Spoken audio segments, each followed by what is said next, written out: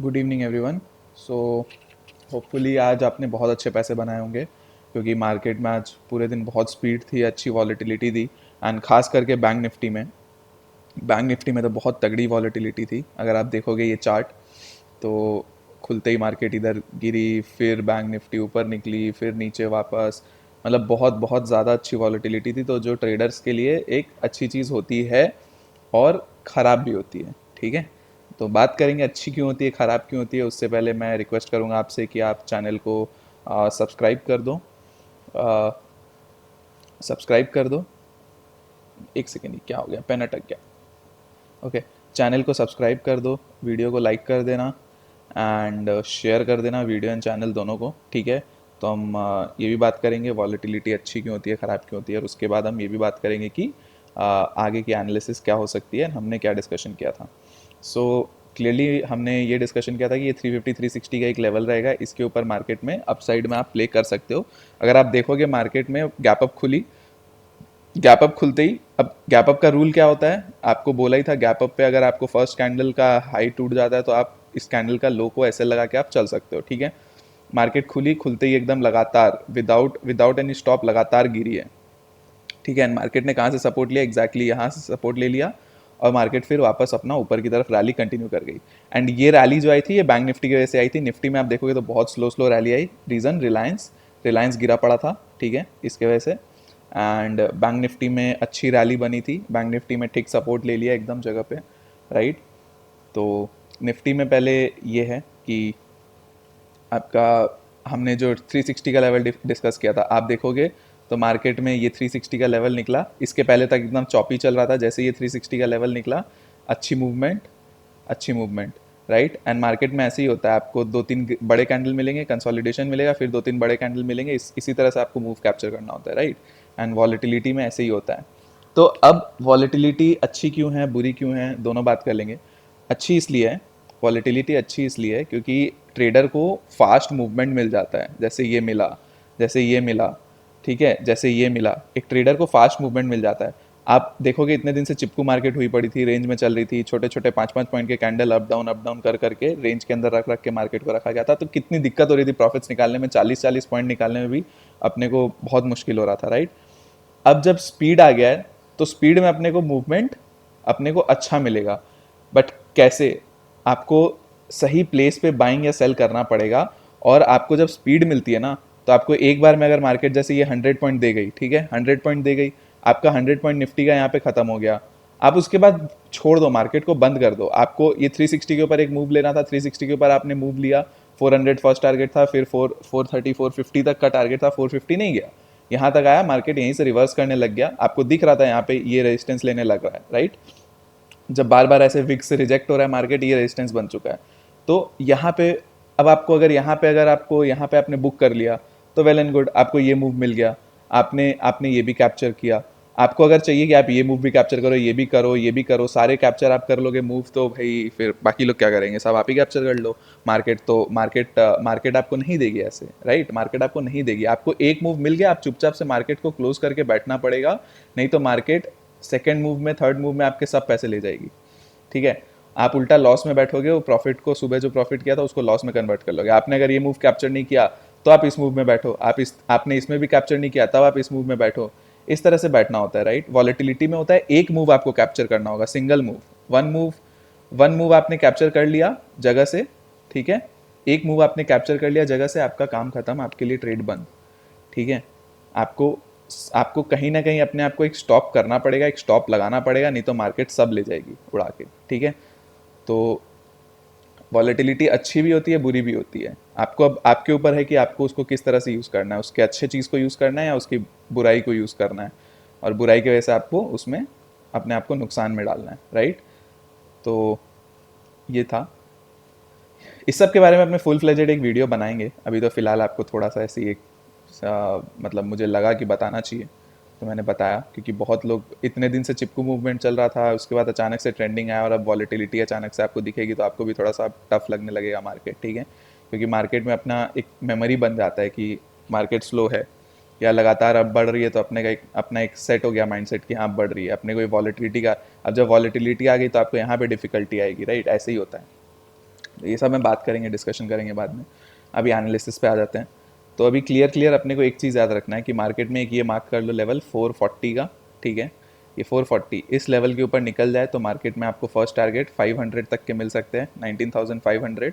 उसके बाद 19,550 तक का आपका सेकेंड टारगेट हो सकता है, ठीक है।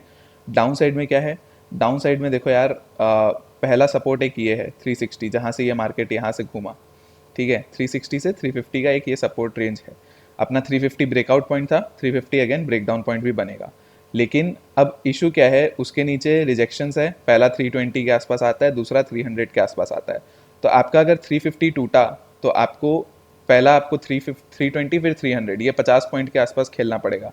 फिर आपका जो 300 का पॉइंट है ये टूट गया, ये 300 का पॉइंट टूट गया जहाँ से आज मार्केट ने सपोर्ट लिया। इस 300 आप देखो ना, एग्जैक्टली पॉइंट का भी डिफरेंस नहीं है, 300 एग्जैक्टली यहीं से सपोर्ट ले गया मार्केट। तो ये जब टूटने लगा 300 290 का ये पॉइंट टूट जाएगा ना, जब मार्केट में ये 290 का पॉइंट है ये टूटा, तब आपको नेक्स्ट लेग ऑफ फॉल मिलेगा जो आपको 250 तक लेके आएगा। उसके बाद धीरे धीरे और नीचे गैप फिलिंग हो सकता है, ठीक है। ये अपने को ध्यान रखना है, इस लेवल टू लेवल अपने को काम करना होगा, क्योंकि मार्केट में देखो हर जगह सपोर्ट है। ऊपर ऊपर एकदम खुला आसमान है, लेकिन नीचे हर जगह सपोर्ट है। तो आपको वो बहुत ही फूक के डाउन साइड पे खेलना पड़ेगा, ठीक है। अप साइड में आप ये कर सकते हो। अब आपके लिए और एक अच्छी ट्रेड क्या हो जाएगी कि आपको ये रेंज मिल गया है, यहाँ पे ये 440 है, यहाँ पे ये 300 है।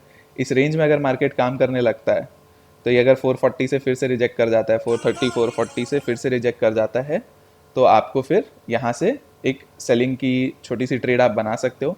और अगर इसके बाद नीचे यहाँ से आता है तो आप ट्राई कर सकते हो, ठीक है। इस तरह से कर सकते हो। और यहाँ पे 300 के आसपास से मार्केट फिर सपोर्ट ले जाता है तो आपको फिर ऊपर मिलेगा 300 320 350, इस जगह से ये 320 350 यही कहीं से भी यहाँ से सपोर्ट ले जाता है ना मार्केट, तो आपको वो प्ले करना पड़ेगा।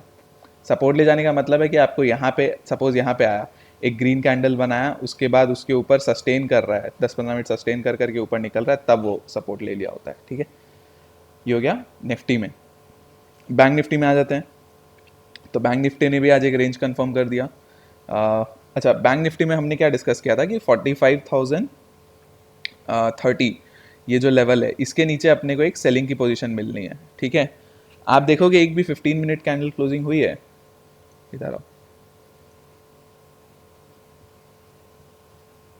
ठीक है। अब 15 मिनट की कैंडल यहाँ पे क्लोजिंग हुई, लेकिन एक क्लोजिंग होते ही सेकेंड कैंडल आप देखो ऊपर तुरंत खिंच गई, ठीक है। थोड़ी सी नीचे आती तुरंत खिंच गई, ठीक है। तो इसमें एक फॉलो अप रेड कैंडल आना ही स्टार्ट नहीं हुआ। तो मतलब आपका ये, अगर किसी ने इसमें ट्रेड में एंटर भी कर गए होंगे आप, तो आपको यहाँ पे आपका एस एल लगा होगा, जो जनरली अपना 50 पॉइंट का रहता है, 50 से 60 पॉइंट, ठीक है, कोई दिक्कत नहीं है, एस एल लग गया। आप मैं यही मान के चल रहा हूँ कि आपका एस एल लग गया, ठीक है। आपका ये लेवल टूटा, इसके ऊपर वापस मार्केट घुस गई एंड आपका एस एल लग गया। बट कायदे से अगर आप कभी भी ऐसे रेजिस्टेंस सपोर्ट टूटता है ना, सपोर्ट टूट के सस्टेन करता है, उसके बाद नेक्स्ट कैंडल रेड बननी चाहिए। अगर आपका नेक्स्ट कैंडल ग्रीन बन के वापस ऊपर जा रहा है तो आपको तुरंत एग्जिट कर जाना चाहिए, ठीक है। ये नॉर्मल सा ट्रेडिंग का होता है कि आपको जैसे ही सपोर्ट टूटने के बाद नेक्स्ट कैंडल ग्रीन बन रही है ना, तो आपको एक बार निकलना पड़ेगा, ठीक है, नहीं तो दिक्कत में आ सकते हो। एक बार के लिए निकल जाओ, वापस टूटे वापस एंटर कर जाना, बट फॉलो अप कैंडल चाहिए होता है, ठीक है। तुरंत ही आप देखो यहाँ पे बंद होते ही तुरंत ग्रीन खींची है, तो आपको यहाँ से लेना पड़ता, ठीक है। एसएल ले लिया, ठीक है। चलिए, एसएल लेने के बाद अब क्या हुआ, मार्केट ऊपर जाने लगी, मार्केट ऊपर जाने लगी, ऊपर जाने लगी, और अपना क्या लेवल था, ये हाई, ठीक है। इसके ऊपर अपने को ट्रेड एंटर करना था। इसके ऊपर आप देखो सस्टेन करने लगा, एंड उसके बाद मूव देखो आप 650 तक का आपको मूव मिल गया, 350 से 650, ठीक है। आपके टारगेट्स कैसे थे, 500 बीच में था, उसके बाद धीरे धीरे आप ट्रेल करके चल सकते थे। आपको लगभग 300 पॉइंट का यहाँ पे टारगेट मिला। अगर आपने नहीं भी किया होगा, आपको 150 पॉइंट का टारगेट मिला, ठीक है। 500 तक तो गया मार्केट, राइट, 500 तक गया, 150 पॉइंट आपको फिर भी मिला। अब 150 पॉइंट मिला तो आपका एसएल कितना था, आपने 50 से 60 पॉइंट का अगर एसएल लिया होगा तो भी आपको 90 से 100 पॉइंट का आपका फर्स्ट टारगेट पे आपको मिल गया होगा पॉइंट, ठीक है, माइनस करके। तो ये आपके लिए एक प्रॉफिटेबल ट्रेड ही रहा। अपने ने क्या डिस्कशन किया था कि 45,700 एक रिजेक्शन एरिया बन सकता है, एक रेजिस्टेंस बन सकता है। आप देखोगे 45,700 के पहले ही 655 के आसपास से ही, अब मैं लिख के दे सकता हूँ आपको कि यहाँ पे जो राइटर्स थे ना, कॉल राइटर्स, जिसका हमने कल ही डिस्कशन किया था, कॉल राइटर पुट राइटर्स, तो यहाँ पे जो कॉल राइटर्स थे उन्होंने यहाँ से पुश किया मार्केट को, ठीक है। एंड जैसे ये 500 का लेवल टूटा, ये 500 जो ब्रेकआउट पॉइंट था ये टूटा, उसके बाद नेक्स्ट फॉल। अब क्या था, क्या आपको ये मूव कैप्चर करने की ज़रूरत थी? अगर आपने ये मूव कैप्चर किया है तो नहीं, कोई ज़रूरत नहीं थी। अगर आपने ये मूव कैप्चर किया है तो आपको कोई ज़रूरत नहीं थी ये मूव कैप्चर करने की, ठीक है। आपको आराम से बैठना था, यहाँ पे जो प्रॉफिट्स मिल गए, ये मूव कैप्चर करने के बाद जो प्रॉफिट्स मिल गए उसको लेना था और अपने आप अपना ट्रेडिंग बंद करके एंजॉय करना था मार्केट दिन को, ठीक है। और इसी तरह से आपको साइकोलॉजी को अपने आप को साइकोलॉजी को और अपने डिसिप्लिन को मेंटेन करके चलना पड़ेगा, नहीं तो आप लॉसेज में जाओगे। अब डिस्कशन आगे के लिए क्या है, देखो सिंपल सा है। मार्केट में अपसाइड में आप ये 45,500, ठीक है, ये आपका एक बड़ा रेजिस्टेंस बन गया है, ठीक है।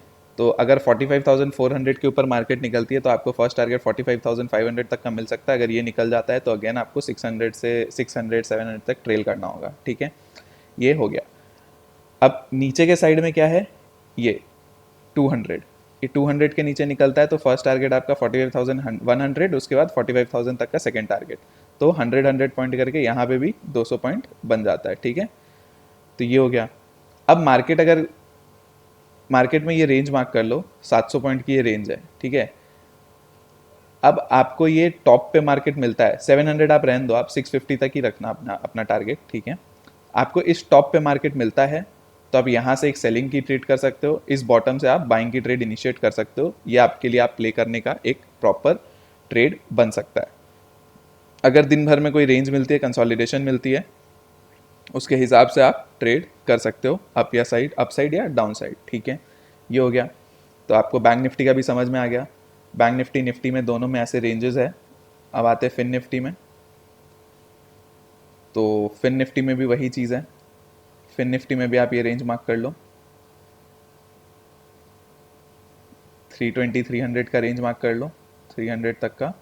और यहाँ पे ये 575 ये रेंज मार्क कर लो, आप 550 मार्क कर लो, ठीक है। 575 से 550 तक का एक रेंज आप इधर मार्क कर लो, ठीक है। ये रेंज आपका रेजिस्टेंस है, ये रेंज आपका सपोर्ट है। इसके नीचे आप कहाँ तक आ सकते हो, 300 तक, ठीक है। 400 के नीचे आप 300 तक आ सकते हो, ठीक है। इसके ऊपर जो ये 480 का लेवल है, इसके ऊपर निकलने पर आप अगेन यहाँ पे 550 तक जा सकते हो। धीरे धीरे आपको ऊपर के टारगेट्स और मिल सकते हैं आप ट्रेल करते करते। ये रेजिस्टेंस निकलने के बाद आपका टारगेट क्या रहेगा, 450, लेकिन उसके बाद ये जो 550, ठीक है। ये 550 से ये 575 तक का, 580 तक का जो लेवल है 30 पॉइंट का, ये आपको छोड़ना पड़ेगा। 580 के ऊपर निकलने पर आपको नेक्स्ट टारगेट्स अपसाइड के मिल सकते हैं जो आपको ट्रेल करना होगा। अब ये 580 निकलने के बाद आप कहाँ तक जा सकते हो, पहला टारगेट आपका 600 तक का हो सकता है, फिर 650 तक का हो सकता है। अब इशू क्या आ रही है ना, इशू ये आ रही है कि मार्केट इतने नीचे बंद हुई है 400 के आसपास। अगर मार्केट खुलते खुलते 580 तक को क्रॉस भी कर देती है तो मार्केट में उतनी स्ट्रेंथ ही नहीं रहेगी कि ये ब्रेकआउट को प्ले कर पाओ। और ये तीनों इंडेक्स में है, ऑल 3 इंडेक्स में ये प्रॉब्लम है कि अगर फ्लैट खुल के मार्केट ऊपर जाती है तो उतना स्ट्रेंथ ही नहीं मिलेगा। तो आपको सपोर्ट और रेजिस्टेंस को ध्यान रखना है, मार्केट यहाँ से ट्रेड आपको बना के दे सकती है, ये चीज़ ध्यान रखना है, ठीक है। और बाकी लेवल टू लेवल चलना कोई इशू नहीं है, ठीक है। चलिए आज के लिए इतना ही, बाकी डिस्कशन कल के लिए छोड़ते हैं एंड कल देखेंगे कैसे क्या करती है मार्केट, ठीक है। आपको पसंद आ रहा है, कुछ सीखने को मिलता है तो आप चैनल को सब्सक्राइब कर दो, लाइक कर दो एंड वीडियो को शेयर कर दो एंड वीडियो को लाइक भी कर दो, ठीक है। तो चलिए आज के लिए इतना ही, बाकी डिस्कशन अपने कल करते हैं। Bye bye, thank you so much.